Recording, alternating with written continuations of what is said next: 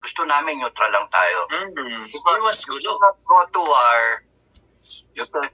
Frankly speaking, o sige, anong gusto mo mangyari? Sinakop tayo ng China, and then what? Anong gusto mo mangyari? Girahin natin? Eh, yan yung kasama na US eh. Kakampi na yung US eh. Alay na natin eh. You got your back. Eh, nandiyan eh. Hindi natin makuha. Bakit? Yung mismong kakampi natin ayaw ng gera. Tapos ikaw gusto mo gera?